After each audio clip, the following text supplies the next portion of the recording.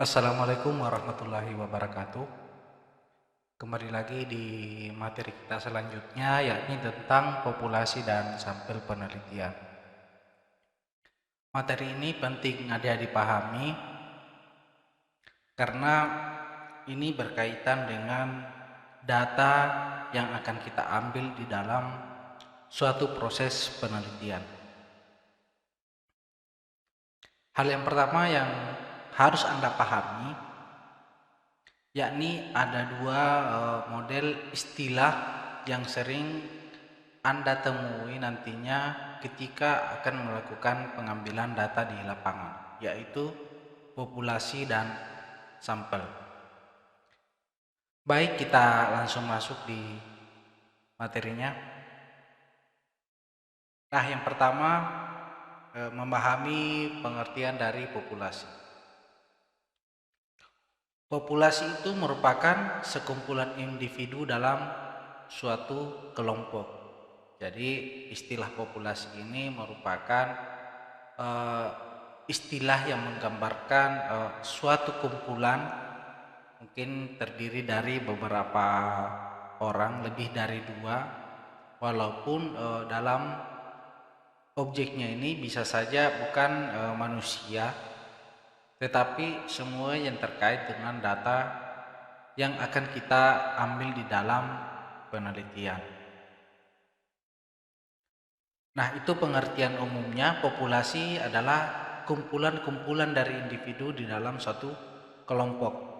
Jadi ketika dia lebih dari dua, maka dia bisa dikatakan sekumpulan. Nah, kalau satu itu hanya individu. Selanjutnya ada pendapat dari Sugiono. Ia mengatakan bahwa populasi adalah wilayah generalisasi yang terdiri atas objek atau subjek yang memiliki kuantitas dan karakteristik tertentu yang ditetapkan oleh peneliti untuk dipelajari dan kemudian ditarik kesimpulannya. Jadi ini pengertian menurut para ahli. Nah, salah satunya adalah Sugiono. Dia katakan wilayah generalisasi atau wilayah yang akan kita ambil kesimpulannya. Misalnya seperti ini. Ada orang sebanyak 100, kita ingin mengeneralisasi apa pendapatnya. Nah, nantinya kita akan cukup mengambil sampel dari beberapa orang dalam kumpulan itu.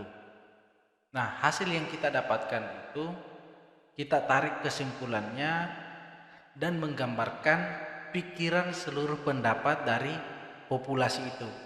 Nah, itu nanti akan kita bahas populasi dan sampel penelitian. Nah, selanjutnya ada menurut Bugin, ia mengungkapkan bahwa populasi itu adalah keseluruhan dari objek penelitian, baik berupa manusia, hewan, tumbuhan, udara, gejala, nilai, peristiwa, sikap hidup, dan sebagainya, sehingga objek ini dapat menjadi sumber data penelitian. Nah, yang ditekankan oleh Bugin bahwa populasi adalah tempat di mana kita akan mengambil data penelitian kita. Nah, sehingga kalau kita gabung pengertian-pengertian ini, populasi ini adalah tempat di mana kita akan mengambil sampel penelitian yang akan kita tentukan kemudian. Mengapa kita perlu mengetahui populasi? Supaya ruang lingkup penelitian kita bisa kita kuasai, yang mana saja perlu kita perhatikan atau akan kita jadikan sampel di dalam penelitian. Karena kesalahan dalam menentukan populasi pada akhirnya juga akan menimbulkan kekeliruan kita mengambil sampel, dan walhasil penelitian kita pun tidak akan sesuai dengan apa yang kita harapkan. Karena penelitian dengan menggunakan populasi dan sampel ini merupakan suatu representasi dari pikiran-pikiran yang ada di dalam wilayah publik yang kita sedang teliti. Nah, itu pengertian dari populasi dan sampel. Nah, kemudian kita lihat di pengertian sampel ya. Nah, kalau sampel itu sendiri adalah bagian dari populasi yang karakteristiknya hendak diteliti. Nah, contoh saya ilustrasikan pada gambar di bawah ini. Nah, di situ ada gambar manusia, ada yang 3 berjejer, 3, 4, dan 7. Jadi jumlahnya itu 15 ya, 15 jumlahnya, dan di samping kanannya ada 4 orang. Nah, ini adalah ilustrasi bahwa satu populasi yang kita ambil sampel dari populasi itu. Nah, sampel yang baik itu kesimpulannya dapat dikenakan pada populasi. Contohnya 4 orang ini dapat mewakili yang 15 orang. Jadi ketika kita meneliti 4 orang ini, sama halnya kita meneliti sebanyak 15 orang. Hasilnya itu pun tidak berbeda apa yang kita dapatkan dari 4 orang dengan pikiran yang ada di 15 orang itu. Nah, itu populasi dan sampel di dalam penelitian. Kenapa ada yang seperti ini? Karena kita mengambil sampel pada hakikatnya karena keterbatasan waktu, biaya, dan lain-lain sebagainya. Dan asumsinya bahwa semakin banyak sampel yang kita teliti di dalam populasi itu akan semakin menggambarkan kejadiannya yang lebih utuh. Namun dengan pola pengambilan sampel dalam penelitian seperti ini cukup praktis bagi seorang peneliti, karena sesungguhnya hasil yang didapatkan apabila sesuai dengan prosedur penelitian itu tidak akan berbeda dengan apa yang digambarkan oleh 15 orang tadi. Karena sampel itu ya sifatnya representatif atau dapat menggambarkan karakteristik populasi. Jadi kalau Anda meneliti mungkin ya seperti pada penelitian-penelitian pilkada, biasanya kita ya meneliti sampai ratusan ribu orang. Nah, kalau kita mau meneliti dengan jumlah populasi 100.000 orang, mungkin waktu tidak akan cukup. Jadi metodologi yang digunakan itu seringkali menggunakan metodologi kuantitatif dengan mengambil beberapa sampel dari populasi tersebut untuk menggambarkan realitas apa yang ingin diketahui oleh seorang peneliti. Nah, selanjutnya ada kriteria sampel ya. Ada 2 kriteria sampel, yakni disebut inklusi dan eksklusi. Jadi kriteria sampel itu kita butuhkan untuk mengurangi hasil penelitian yang bias, karena biasanya kalau kita tidak menentukan kriteria sampel yang harus kita penuhi di dalam penelitian, maka hasilnya pun nanti akan bias.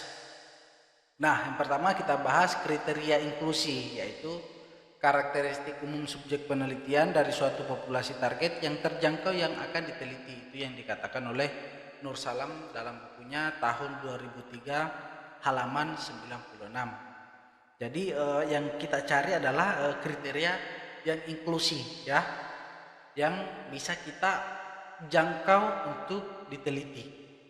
Nah, sedangkan yang eksklusi adalah kriteria itu kita keluarkan. Kenapa kita keluarkan? Ada sebab-sebab yang mungkin menjadi pertimbangan. Yang pertama karena subjek atau sampel yang kita sudah tentukan tadi ternyata membatalkan kesediaannya untuk menjadi responden dalam penelitian kita. Padahal kita sudah menentukan tadi ada beberapa sampel yang sudah kita akan teliti. Namun kita keluarkan, itu kita sebut dengan kriteria eksklusi karena ia membatalkan kesediaannya, atau dia berhalangan hadir tidak di tempat ketika pengumpulan data dilakukan, maka itu kita eliminasi di dalam sampel penelitian kita. Jadi ketika kita menentukan sampel, kriteria yang harus dipenuhi adalah yaitu bisa dijangkau oleh seorang peneliti, yaitu kriteria inklusi. Selanjutnya ada teknik sampling. Nah, teknik sampling ini adalah teknik atau cara kita mengambil sampel dari populasi. Karena sampel itu merupakan sebagian dari populasi. Jadi kemudian kita teliti sampel kita, nanti kita generalisasi populasinya seperti apa.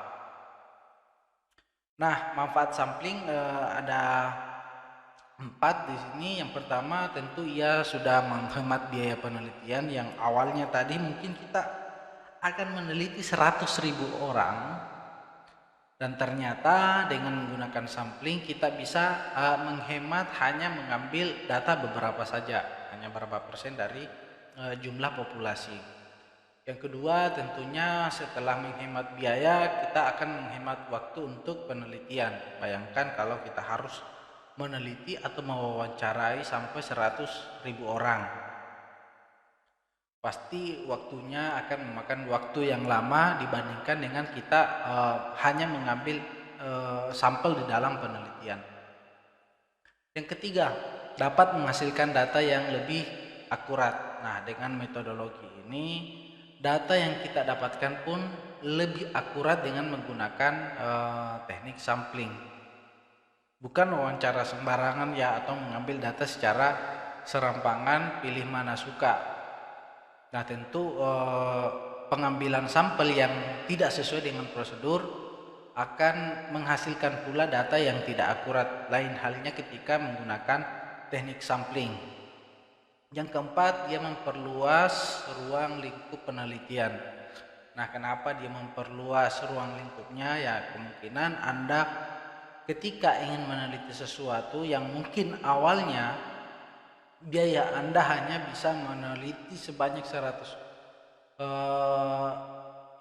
orang dengan wilayah-wilayah tertentu, mungkin dengan menggunakan sampel Anda bisa memperluas cakupannya karena Anda sudah ditekan dari jumlah responden, dan responden yang bisa Anda jangkau itu bisa Anda perluas pada wilayah-wilayah yang lain. Nah, selanjutnya teknik sampling secara probabilitas. Nah, ini ada dua bentuk teknik yang sering digunakan di dalam pengambilan sampel penelitian. Nah, teknik sampling probabilitas ini biasa juga disebut dengan random sampling atau pengambilan sampel secara acak. Tentu pengacakannya itu juga dengan menggunakan metode-metode tertentu. Nah, teknik sampling yang dilakukan itu memberikan peluang atau kesempatan kepada seluruh anggota populasi untuk menjadi sampel. Dengan demikian, sampel yang diperoleh itu diharapkan merupakan sampel yang representatif. Jadi dengan menggunakan teknik probabilitas atau random ini, kita membuat suatu instrumen atau alat untuk mengundi sampel agar semua sampel ini memiliki kesempatan untuk dipilih, walaupun tidak semua responden yang akan kita wawancarai dalam populasi itu, tetapi setidaknya kita membuat suatu instrumen secara adil yang kemudian dari kumpulan-kumpulan responden itu yang akan terpilih untuk kita wawancarai misalnya, atau kita ambil datanya itu bisa kita gunakan secara random. Nah, ada beberapa teknik, misalnya dengan mengundi dan lain-lain sebagainya. Kalau secara sistematis, caranya bisa kita lakukan dengan menentukan ID masing-masing sampel, lalu kita pilih secara sistematis dengan memulai dari yang nomor ganjil dulu, atau mengambil sampel dari yang genap. Nah, yang kedua ada teknik sampling secara non probabilitas. Ini kebalikan dari probabilitas. Kalau probabilitas tadi menggunakan random dan semua orang berkesempatan untuk menjadi sampel penelitian kita. Kalau non probabilitas yaitu ditentukan sendiri oleh peneliti atau menurut pertimbangan pakar. Karena tidak semua dalam satu populasi itu bisa kita gunakan sebagai sampel penelitian kita, karena itu tergantung dengan data apa yang ingin kita cari. Jadi untuk menentukan sampel bisa kita tentukan sendiri berdasarkan pertimbangan tema penelitian atau sumber data yang bisa kita peroleh dari orang lain. Jadi nama tekniknya itu disebut dengan teknik purposive sampling, yaitu sampel ditentukan sendiri berdasarkan kebutuhan peneliti atau menurut pertimbangan pakar berkaitan dengan kebutuhan data-data penelitian kita. Nah, di sini ada penentuan besaran sampel. Nah, mungkin ada yang bertanya, kira-kira berapa jumlah sampel yang harus saya gunakan berdasarkan jumlah populasi dari penelitian saya. Nah, di sini sudah ada rumusnya. Rumusnya N sama dengan N dengan huruf besar per 1 tambah N kali E kuadrat. Nah, ini adalah rumus statistik untuk menentukan besaran sampel yang akan kita gunakan di dalam populasi kita. Nah, N itu pertanyaan yang huruf kecil adalah jumlah sampel, sedangkan N besar adalah jumlah populasi. Sedangkan 1 itu adalah bias yang kemudian kita tentukan, sudah ditentukan dalam rumusnya itu 1 tambah N kali E kuadrat. Sisa Anda menggunakan rumus ini untuk menentukan berapa sih besaran sampel yang akan saya gunakan di dalam penelitian saya. Nah, contohnya di sini sudah saya gambarkan. Terdapat jumlah populasi sebanyak 760 dengan taraf kepercayaan sebanyak 95%. Nah, ketika angka distribusi normal pada taraf kepercayaan 95%, maka jumlah yang akan kita gunakan dalam faktor rumusnya sebanyak 1,96, sedangkan simpangan baku adalah 0,5 atau 0,25, karena sama saja ketika simpangan baku itu kita kali 2 ya, kali 2 E itu adalah simpangan baku ya, jadi 0,5 kuadrat sama dengan 0,25. Nah, berdasarkan hitungan rumus, ketika Anda masukkan jumlah populasi ini dengan taraf kepercayaan sebanyak 0,5 atau 0,25, 0,5 kuadrat itu sama dengan 0,25, akan menghasilkan jumlah sampel sebanyak 255.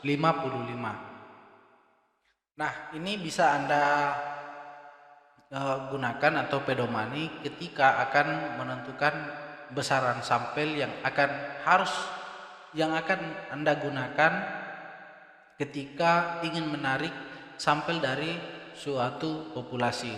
Yang pertama-tama Anda harus mengetahui berapa jumlah populasinya dan berapa taraf kepercayaan yang Anda inginkan, dan biasanya dalam penelitian sosial itu sebanyak 95%. Nah, sedangkan kalau untuk penelitian kesehatan tingkat toleransinya sebanyak 99%.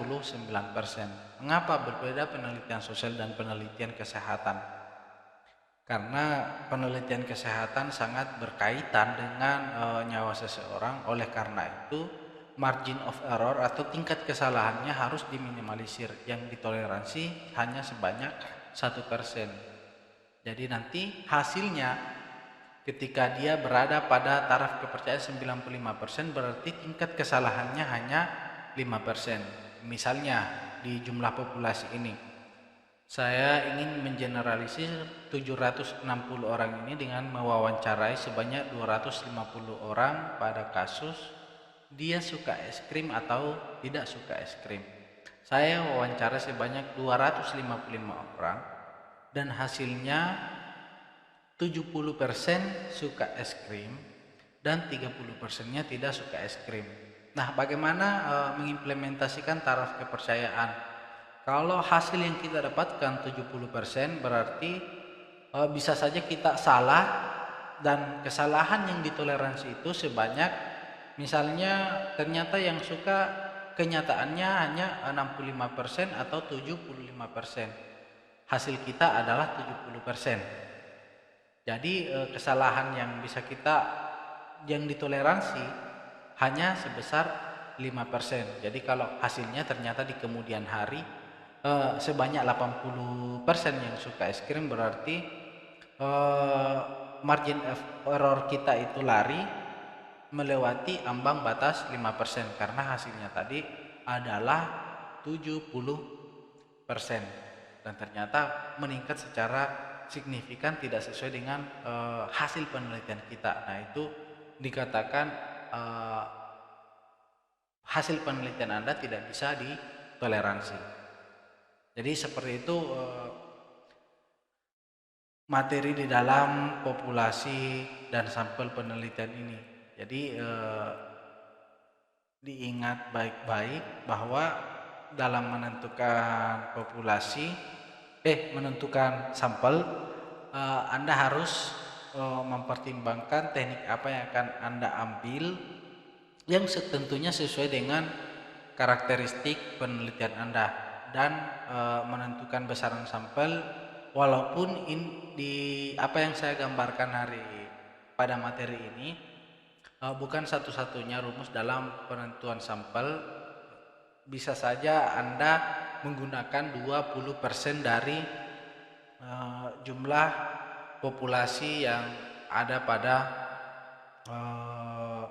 penelitian Anda, ruang lingkup penelitiannya. Baik, saya rasa cukup untuk materi populasi dan sampel. Terima kasih, selamat belajar. Assalamualaikum warahmatullahi wabarakatuh.